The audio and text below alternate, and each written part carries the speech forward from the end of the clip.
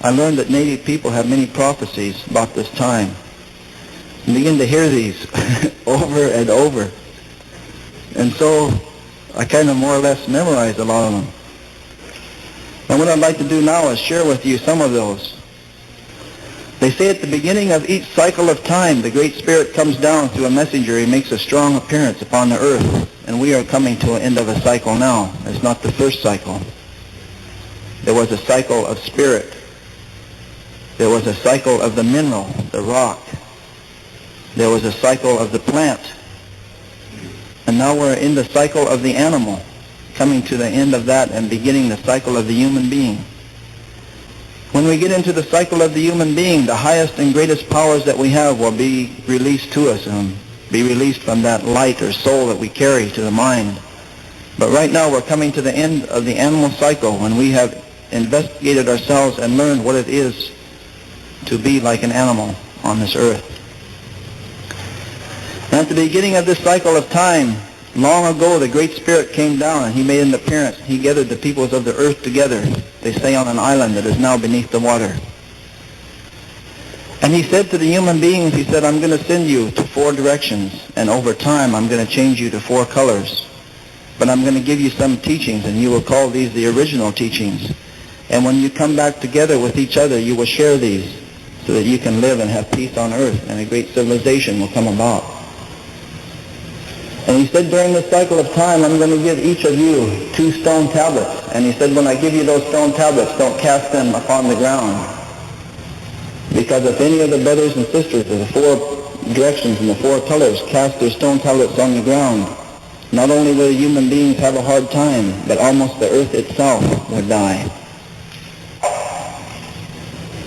And so he gave us each a responsibility, and we call that the guardianship. And to the Indian people, the red people, he gave the guardianship of the earth. And we were to learn during this cycle of time the teachings of the earth, and the plants that grow from the earth, and the foods that you can eat, and the herbs that are healing. So that when we came back together with the other brothers and sisters, we could share this knowledge with them, because something good was to happen on the earth. And to the south, he gave the yellow race of people the guardianship of the wind, and they were to learn about the sky and breathing, and how to take that within ourselves for spiritual advancement. And they were to share that with us in this time. And to the west, where there's blackness of night, he gave the black race of people the guardianship of the water, and they were to learn the teachings of the water, which is the chief of the elements. It is the most humble and also the most powerful.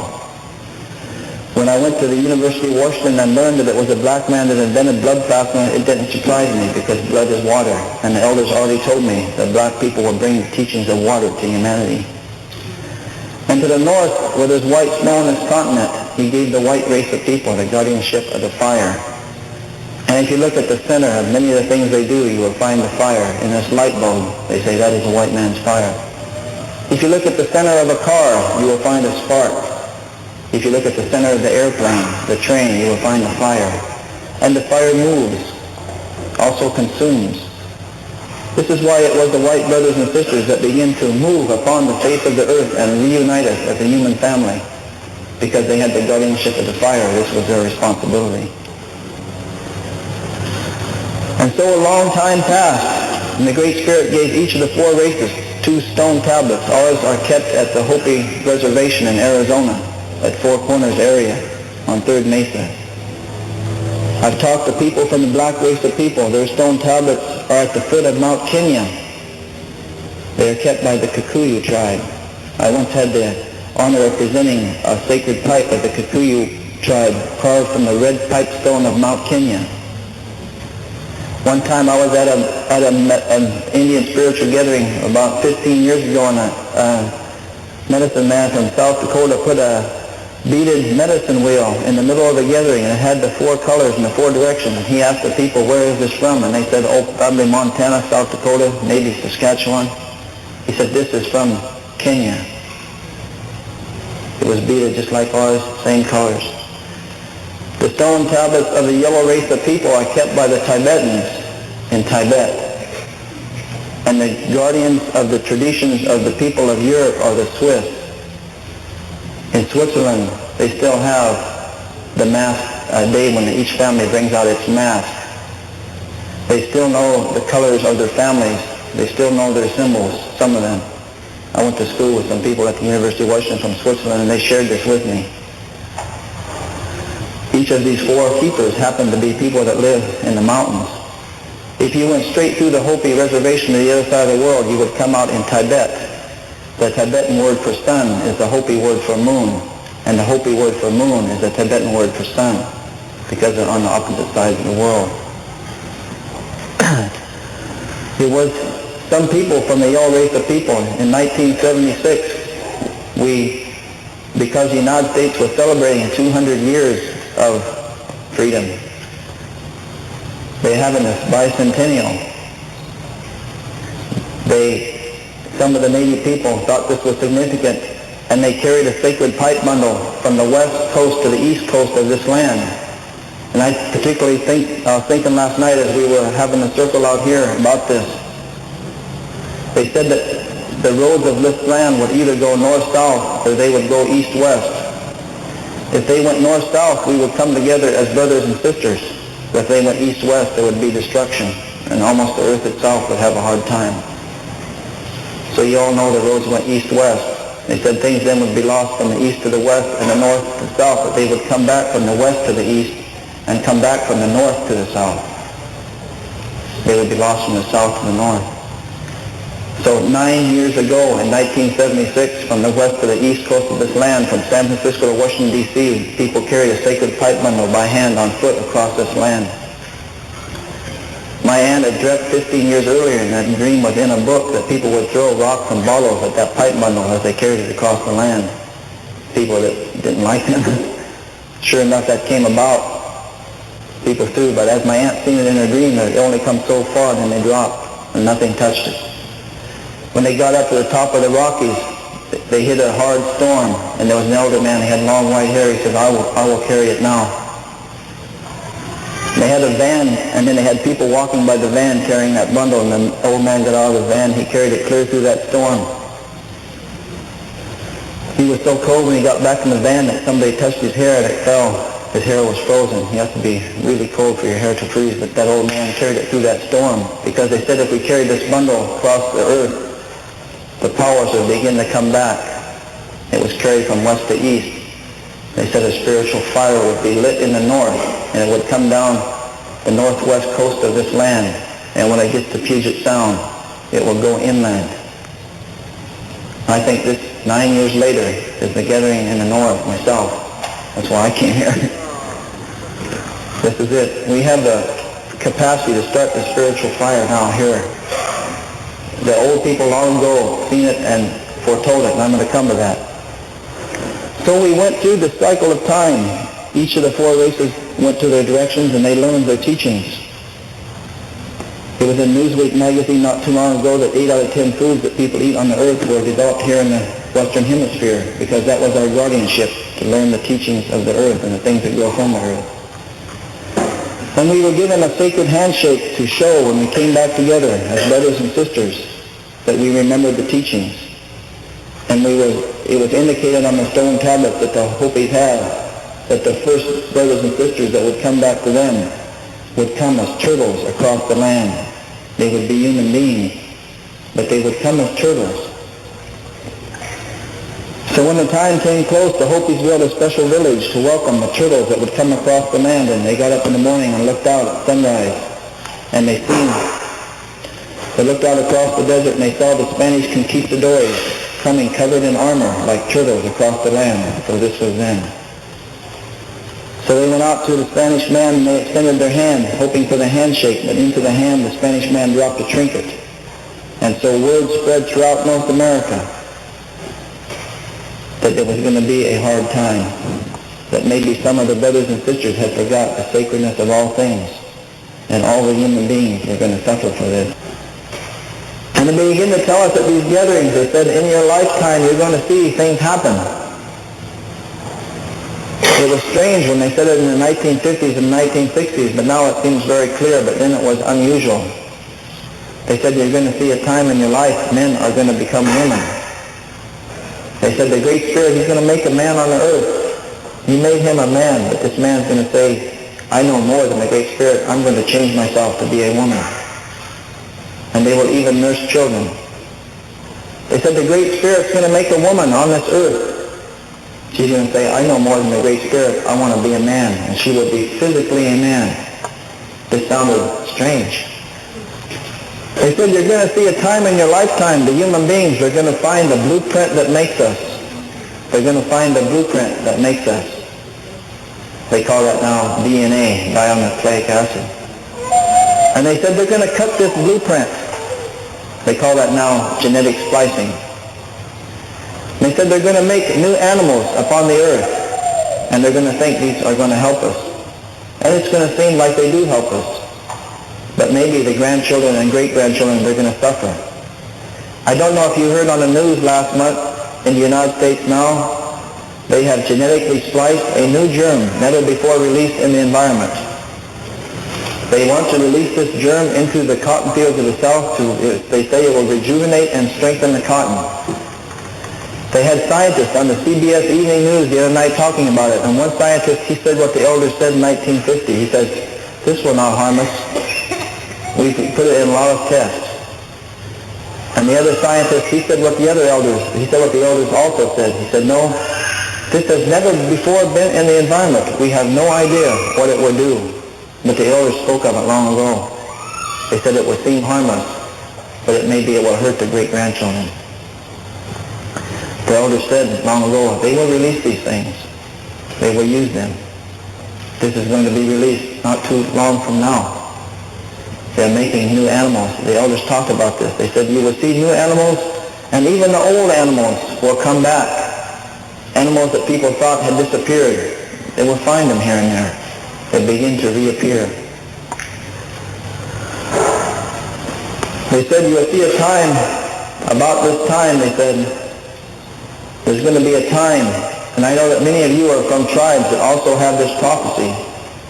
They said there's going to be a time when the eagle will fly its highest in the night and it will land upon the moon. Some tribes say the eagle will circle the moon. Some tribes say the eagle will fly its highest in the night. And at that time, they say, many of the native people will be sleeping, which symbolically means they have lost their teachings. Or some tribes say it will be as if they're frozen. They've been through the long winter.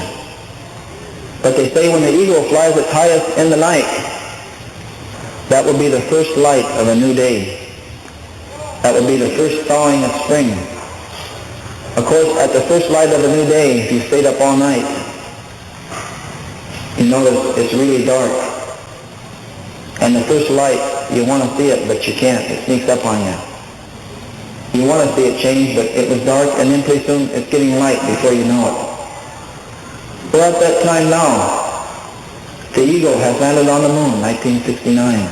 When that spaceship landed, they sent back the message, the eagle has landed. Traditional native people from clear up in the Inuit that have shared with us, they have this prophecy, clear down to the Keeperz in South America who have shared with us, they have this prophecy. When they heard those first words, the eagle has landed, they knew that was the start of a new time and a new power for native people. A new power for native people. There is absolutely nothing strong before us now. We may do anything we wish. In 1776, when the United States government printed the dollar in one claw, if you've ever noticed, there's an olive branch in this claw. They said that represented peace. The Indian elders shared with me in South Dakota, where Kevin's from, to them that represents the enslavement of black people. In the prophecies of the Six Nations people, they say there will be two great uprisings by black people to free themselves. We've seen one about 1964. There will be a second, more violent one to come. I'll get back to what that means in a minute. And the other claw is 13 arrows. The founding fathers of the United States said that represents the 13 states. But they say the elders, that represents the enslavement of native people. When the eagle landed on the moon, they decided to print a special silver dollar to commemorate that. I don't know how many of you noticed it. The original design showed the spaceship landing on the moon, but at the last minute it was changed to an actual eagle. And in the eagle's claws is the olive branch, but the arrows are gone. And the elder said, that's our prophecy. We have been released. There was one more uprising coming for the black race of people, and then they will be released. And this is also going to have an effect on Native people, a good effect.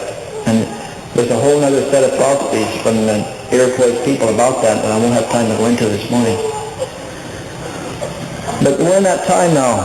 We're between the first light of a new day and the sunrise. We're between the first light of a new day and the sunrise. The sunrise is about to come. When it comes up, everyone is going to see it. But you know how it is in the village. There's a few people that get up early, and there's some that sleep till noon. I'm probably one of those that sleeps till noon. And he said, when that eagle lands on the moon, the powers begin to come back to us. And you know, as an alcoholic person, I feel that one of our greatest diseases is alcoholism. And within 7 days of the time the eagle landed on the moon, the first native alcoholism program was started on the Apache Reservation in Arizona. Within 7 days of the time the eagle landed on the moon, the Freedom of Indian Religion Act was introduced into the United States Congress. Eventually it was passed in November. In 1978, it was signed by President Carter. I believe it was November 10th. Making the song that Kevin sang legal to sing in every state of the United States. It was punishable at one time to go to jail for 10 years and or a $10,000 fine for singing a song or doing a sweat. This was changed in 1978. The legislation was introduced in 1969, less than 7 days after the eagle landed on the moon. These are the physical manifestations of the spiritual prophecies that we have. So he said at this time you're going to see things will speed up. The people on the earth will move faster and faster. Grandchildren will not have time for grandparents. Parents will not have time for children. It seems like time is going faster and faster, and the elders advise us, as things speed up, you yourself should slow down. The faster things go, the slower you go. Because there's going to come a time when the earth is going to be shaken a third time. The Great Spirit has been shaking the earth 2 times, the First and Second World Wars, to remind us that we are a human family, to remind us that we should have greeted each other as brothers and sisters. We had a chance after each shaking to come together in a circle that would have brought peace on earth. But we missed that. Last night they were talking on the news about the sign for the third shaking of the earth. I heard it sitting in the airport after I missed my plane. They said they're going to build what the elders called the house in the sky. In the 1950s they talked about this. They will build a house and throw it into the sky. When you see people living in the sky on a permanent basis, you will know the Great Spirit is about to grab the earth. This time not with one hand, but with both hands. Many of you, a native background, may have heard the spirits will warn you twice, but the third time you stand alone. We've had 2 warnings, the first 2 world wars, but now we'll stand alone in the third one. As it says in the Baha'i writings, there will be no one protected. When this house is in the sky, the Great Spirit's going to shake the earth a third time, and whoever dropped that gourd of ashes upon them, it's going to drop. They say at that time there will be villages in this land so great that when you stand in these villages, you will not be able to see out. And in the prophecies, these were called villages of stone, or prairies of stone. And they said the stone will go up from the ground and you will not be able to see beyond the village. And at the center of each and every one of these villages, there will be native people, and they will walk as hollow shells upon a prairie of stone. They said hollow shells, which means they will have lost many of their traditional understandings. They will be empty within. They said after the eagle lands on the moon, some of these people will begin to leave these prairies of stone and come home. But many will not. And they said there's going to come a time when in the morning the sun is going to rise and those villages of stone will be there. And in the evening there will just be steam coming from the ground. There will be a steam. And in the center of many of those villages of stone, when they turn to steam, the native people will turn to steam also, because they never woke up and left the village. And this used to bother me when I was a young man. I used to ask the elders, is there anything we can do And they said, well, it's just that way that if the person does not have the spiritual eyes to see, it's very hard to show them. Or if they don't have the ears to hear, it's very hard to speak with them. We wish that we could go get them all, but we can't. It's just that some are not going to wake up. But some will wake up. And so they say there's going to be the third shaking of the earth. It's going to be not a good thing to see, but we will survive it. We will survive it. And when we survive it, then there's going to be another attempt to make a circle of the human beings on the earth. And this time the Navy people will not have to petition to join, but will be invited to enter the circle, because they say the attitude towards us will have changed by then. And people will invite us into the circle, and all the four colors of the four directions will share their wisdoms, and there will be a peace on earth. All the four colors of the four directions will share their wisdoms, and there will be a peace on earth. This is coming close. All times when I share this message of the prophecies, people say, can't we change it? Could we stop it? The answer is yes. The prophecies are always either or. We could have came together way back there in 1565, and we could have had a great civilization, but we didn't. Always along the path of these prophecies, we could have came together. We still could. If we could stop racial and religious disharmony, we would not have to go through this third shaking. The elders say the chance of that is pretty slim. It seems to me like it's pretty slim too. But they say what we can do is we can cushion it. The word we use is cushion. We can cushion it. So it won't be quite as bad. How do we do this? We do this by sharing the teaching that will reunite us. We do this by sharing the teaching that will reunite us. The Hopis and the prophecies say there will be a religion that comes here. Maybe it will be true and bring unity, or maybe it will not bring unity. If it does not bring unity, a second religion will come. And the people of this religion are known in the Hopi language as the Bahani, the people of Baha. Ni means people of. So I was looking for the people of Baha. I wondered who the people of Baha were. I was a Baha'i for a while, so somebody told me that Baha'i means people of Baha. I thought, oh my God. Well, I was looking for it all these years and I never even noticed it. And I found it. I was stubborn, didn't want to become a Baha'i, but my grandfather that passed away, he must have found out about it in the next realm, because he came back to me 4 times. Told me, hey, look at that again, look at that again. Look one more time. Baha, it means light or glory. Baha'i means followers of the light, or the people of Baha. We've been waiting for these people a long time. They say they will bring a teaching that will unite the earth. So we need to share this teaching. They say the fire will come from the north.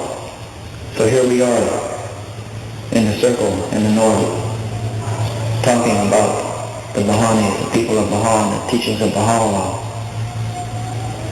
When I heard about these, none of them made any sense. But now most of it has come to pass. Last night on the news they said the house in the sky will be put up in 1996. It was going to be put up sooner, but it's been postponed for 4 years. Maybe it will be postponed again, but in not too long it's going to go up. The earth as we know it is going to change. Each of us carry, I believe, a sacred drop of light. Each of us carry, I believe, a sacred drop of light. In the Indian teachings, they say it takes 9 ancestors to agree before conception can occur. 9 ancestors of the husband or the wife have to come together in the spiritual realm and say, we will bring life before a woman can become pregnant. At that time, the soul is formed. And something so good is going to happen on this earth that cannot even be described. They always say it in different ways. They say something like this. They say, there will be grass at that time when they make that circle and bring the peace on the earth. There will be blades of grass that have not quite come through the earth. Even they will try to push themselves up to be part of that day when the sun rises. They always explain it like this. They say out here outside this building, long before there was the fairgrounds here, there were Native people. They say many of these Native people in different tribes, they were aware of these things, and they told their children. Their children grew up. You know, one time the people came from the Hopis, scientists came to the Hopis, and they said, we want to take a piece of the stone tablets. Well, they said, we want to take the stone tablets to a scientific laboratory to determine how old they are. The Hopi said, we know how old they are.